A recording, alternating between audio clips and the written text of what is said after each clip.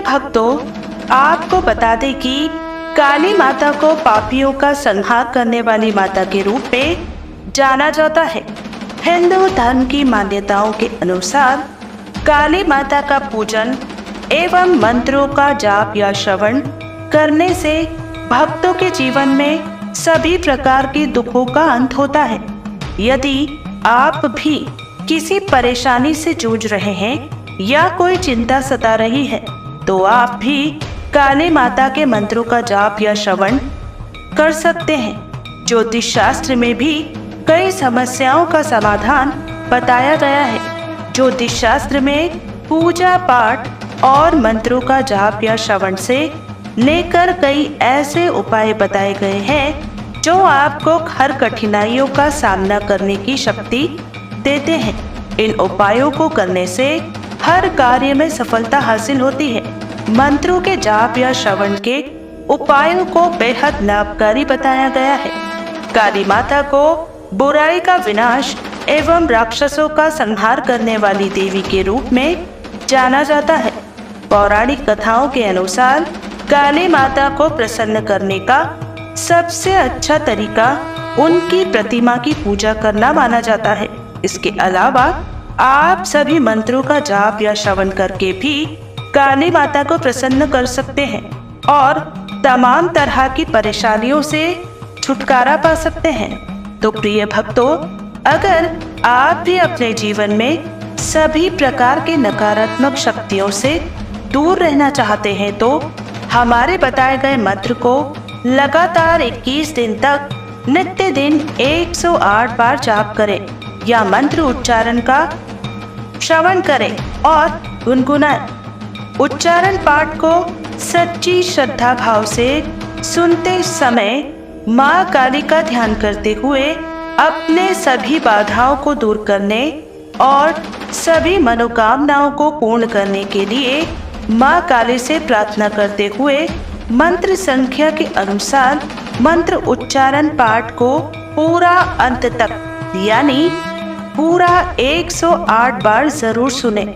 आपके जीवन में सभी प्रकार के दुष्ट शत्रुओं जैसी नकारात्मक शक्तियां दूर रखने के साथ साथ माँ काली आप सभी की मनोकामनाओं को पूर्ण जरूर करेंगी।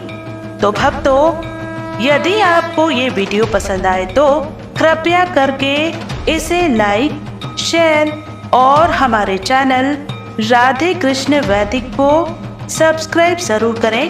कमेंट में जय माँ काली लिखकर अपनी उपस्थिति जरूर दिखाइएगा। तो शुरू करते हैं। जय माँ काली, हर हर महादेव। माँ काली का महामंत्र इस प्रकार है। ओम ऐं ह्रीं श्रीं क्लीं महामायायै नमः। ओम ऐं ह्रीं श्रीं क्लीं महामायायै नमः। ओम ऐं ह्रीं श्रीं क्लीं महामायायै नमः। ओम ऐं ह्रीं श्रीं क्लीं महामायायै नमः। ओम ऐं ह्रीं श्रीं क्लीं महामायायै नमः। ओम ऐं ह्रीं श्रीं क्लीं महामायायै नमः।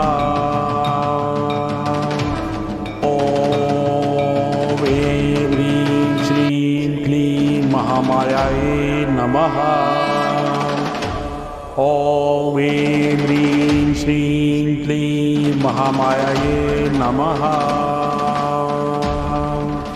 ओम ऐं ह्रीं श्रीं क्लीं महामायायै नमः। ओम ऐं ह्रीं श्रीं क्लीं महामायायै नमः। ओम ऐं ह्रीं श्रीं क्लीं महामायायै नमः।